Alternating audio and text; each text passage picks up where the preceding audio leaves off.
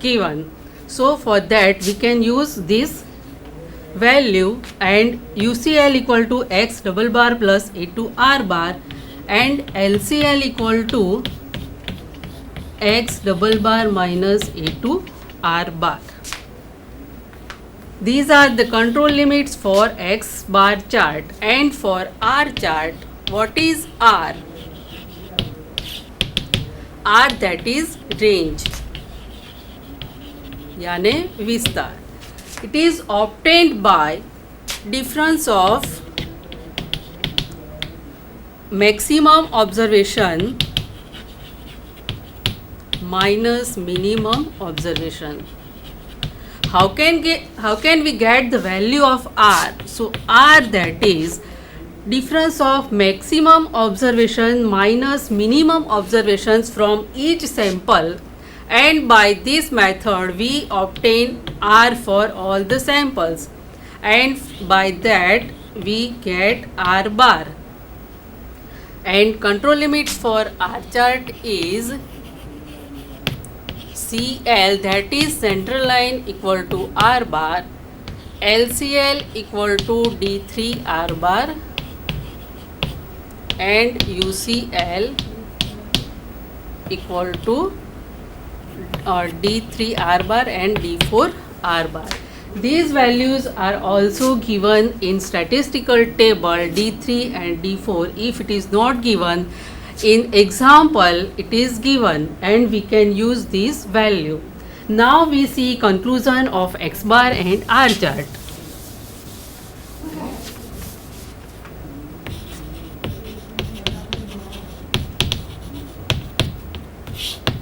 How we can conclude? So first of all, draw X bar chart and R chart. For this, draw x-axis and y-axis. On x-axis, take sample number, and on y-axis for X bar chart, take values of X bar. Suppose 10 samples are there, then draw 1, 2, 3, 4, 5, 6 up to 10, and corresponding to that values, X bar is obtained and X bar is drawn on y-axis. Suppose its limit lies between 15 to 80, then starts from 50, 55, 60, 65, 75 and 80. Then for each and every observation, for that plot all the points. Suppose these points are like this, and suppose our central line is 65, UCL equal to 75 and LCL equal to 55. Then draw these as LCL, this as CL, this as UCL. If any one point fall out of the control limits, then process is out of control, and if all the points fall within the control limits, then we can conclude that procedure is under control. And in that situation, we can say that all the causes are not here and production is of good quality. We have to maintain it. And if it is not so, then we have to remove that point from the procedure and then try to get next control limits.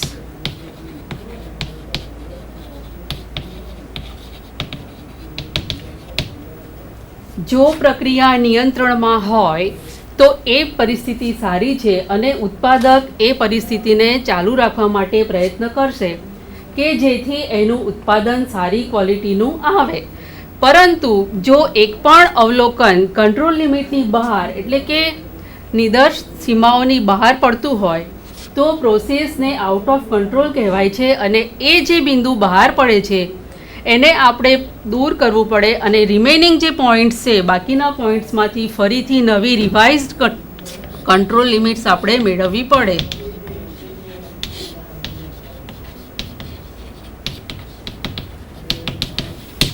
એસક્યુસીનો main object મુખ્ય હેતુ છે કોઈપણ સંજોગોમાં ઉત્પાદન પ્રક્રિયા છે એને નિયંત્રણમાં લાવવાનો છે. તો જે પોઈન્ટ જે બિંદુ નિર્દર્શ સીમાઓની બહાર પડે છે તેને આપણે દૂર કરવું પડે અને ફરીથી રિવાઇઝડ કંટ્રોલ લિમિટ્સ, એટલે સપોઝ પહેલી વખત 10 અવલોકનો છે તો ધારો કે એક અવલોકન બહાર પડે છે તો બાકીના 9 અવલોકનમાંથી ફરીથી આપણે 3 સિગ્મા કંટ્રોલ લિમિટ્સનો ઉપયોગ કરી અને એક્સ બાર અને આર ચાર્ટની કંટ્રોલ લિમિટ્સ શોધી અને ફરીથી આલેખ ડ્રો કરવાનો થાય. જો એ નવા આલેખમાં બધા જ બિંદુઓ within the control limits fall થતા હોય, એટલે કે નિયંત્રણ સીમાઓની અંદર આવી જતા હોય, તો ઉત્પાદક એ પ્રક્રિયાને જાળવી રાખવા માટે સતત પ્રયત્ન કરે છે. પરંતુ જો એક પણ બિંદુ બહાર પડતું હોય તો એ પ્રક્રિયા નિયંત્રણમાં નથી એવો નિર્ણય લેવામાં આવે છે.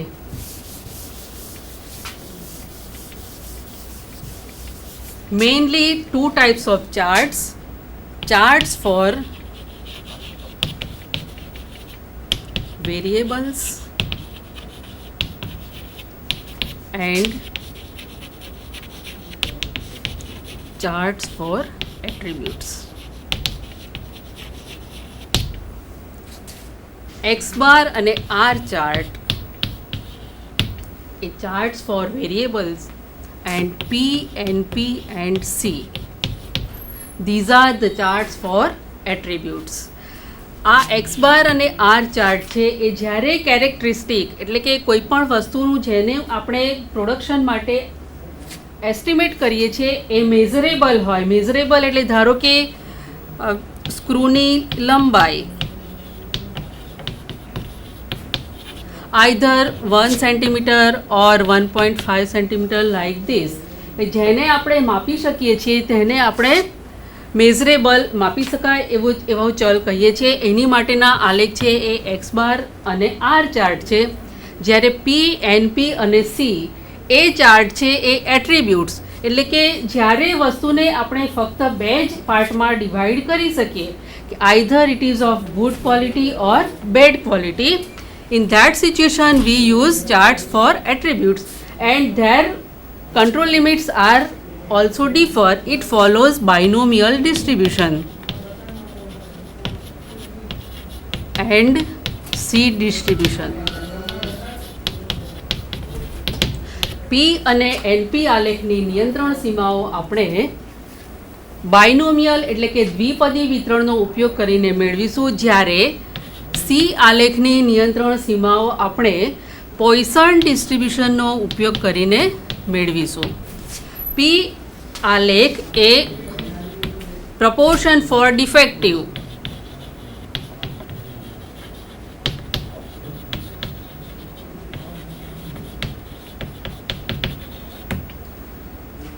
એટલે કે ખામી પ્રમાણ માટેનો આલેખ છે, જ્યારે એનપી આલેખ છે a number of defective items.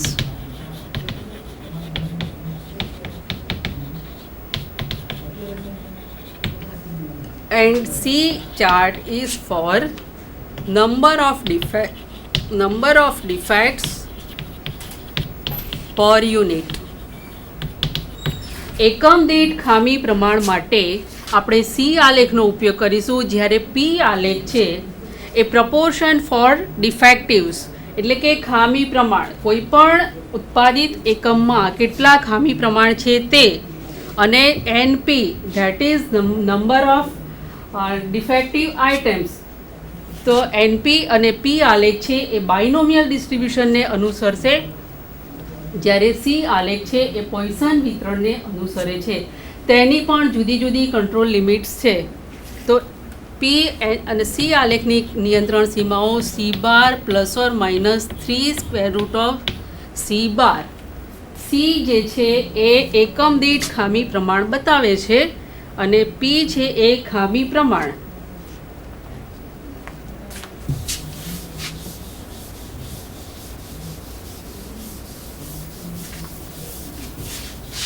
Let us try to understand one more example of X bar and R chart.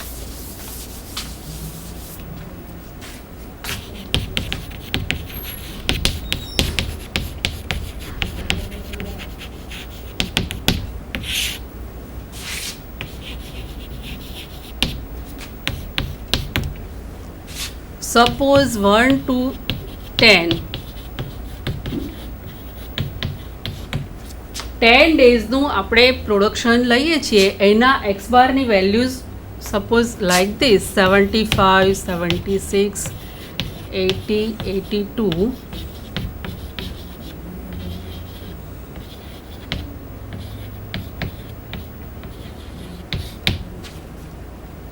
To draw X bar and R charts, first of all find out X double bar. X double bar, that is sigma X bar divided by M.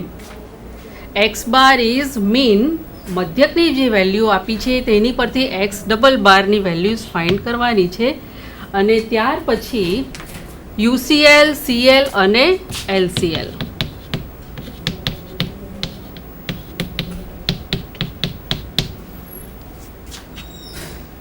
And draw chart.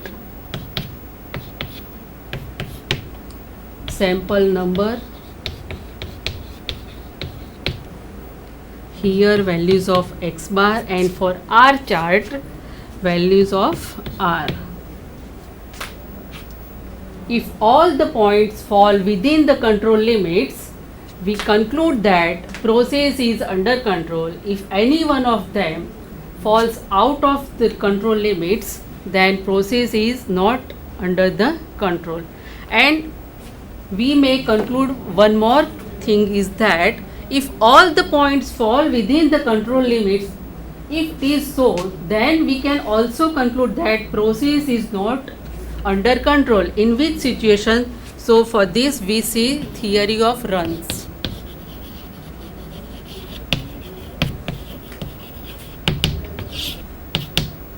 Theory of runs, that is સાનુક્રમનો સિદ્ધાંત.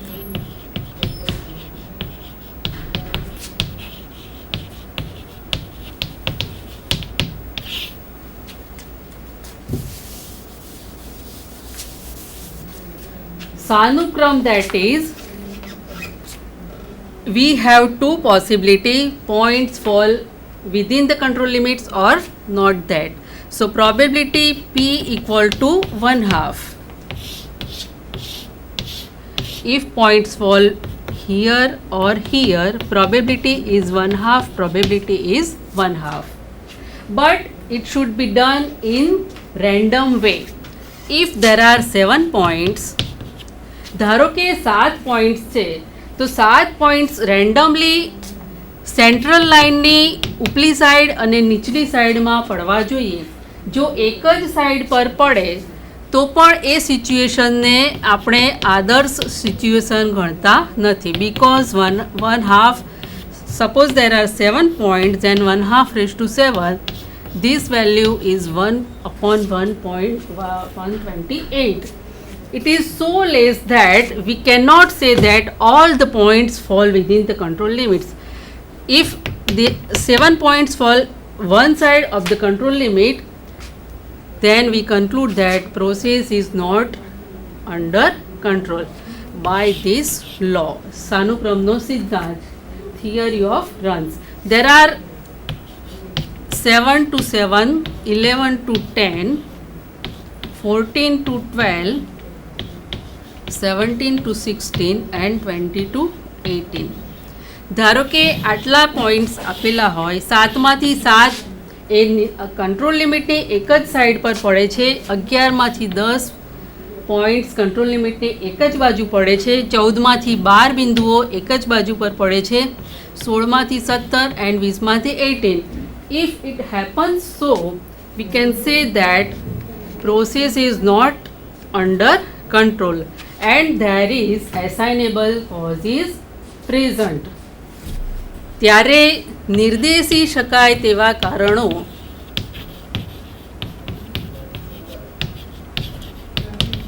પ્રક્રિયામાં હાજર છે એવું conclusion આવે છે, અને એ જે નિર્દેશી શકાય તેવા કારણો છે એ કારણોને આપણે દૂર કરવા માટે પ્રયત્ન કરવાનો છે કે કયા કારણને લીધે પ્રક્રિયા નિયંત્રણમાં નથી.